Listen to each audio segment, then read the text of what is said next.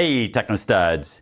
If our infrastructure or systems have some sort of issue, how we respond to that issue may make a huge difference on how our users view our services or view us. And so we really want to make sure that we know how to respond to an incident and do it in a proper way. So in this lesson, let's take a look at what incident response looks like.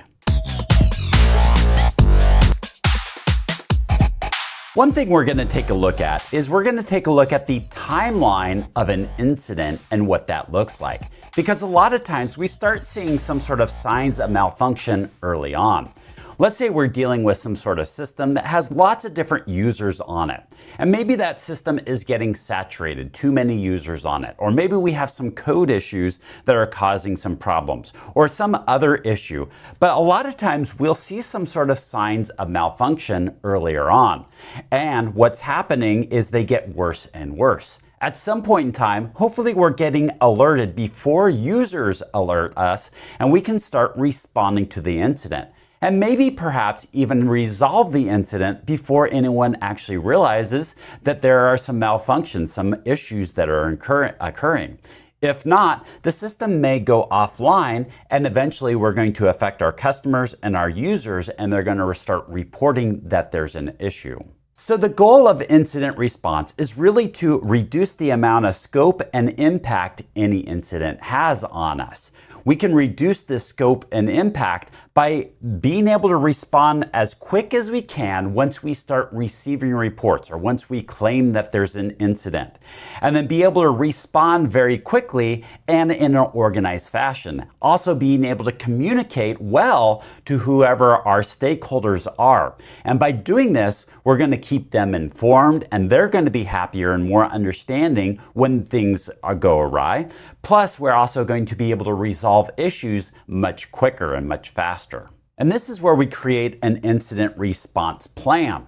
That way we are going to approach incident response. And we detail out a lot of different aspects of how we treat incidents, from prepping ahead of time to how we're going to actually respond, the step that we're going to respond, to who we need to communicate. Gives us all sorts of details on how we're going to respond to incidents. Here's a little bit about the process of incident response. There's quite a few things that we can do ahead of time that's going to prepare us for success. And so we're going to want to make sure we do that.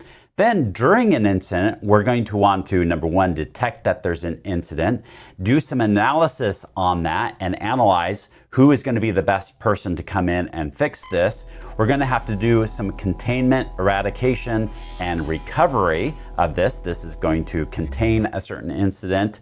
We're going to have to, for instance, if there's some sort of malware or something, we're going to have to eradicate it. And then there's steps that's going to happen for recovery afterwards. And then there's some follow-up that needs to happen, like we're going to do some lessons learned.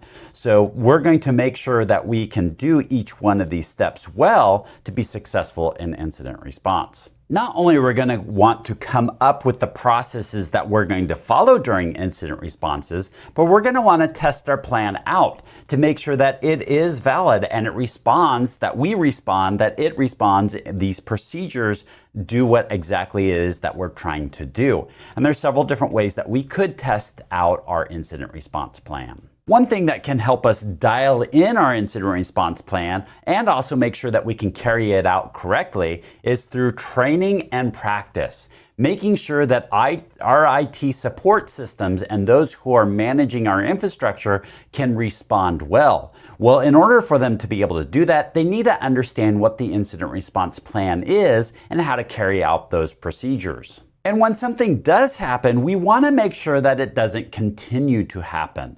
And we're going to do some sort of root cause analysis where we analyze what is the root cause of whatever the incident was. So that way we can take some corrective action to make sure it doesn't happen again. There's also times when we're collecting evidence. For instance, maybe there's some sort of legal litigation or perhaps there's some sort of crime that's been committed that we need to carry out forensics on our digital assets.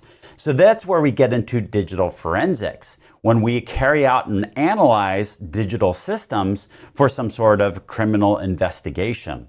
Now, when it comes to digital forensics, there are certain ways, appropriate ways that we would carry this out, and we need to be very careful with this evidence. So there's a few things that we would want to know when it comes to digital forensics, and we would not want to know some of those procedures and those ideas ahead of time to make sure we carry it out in a correct manner.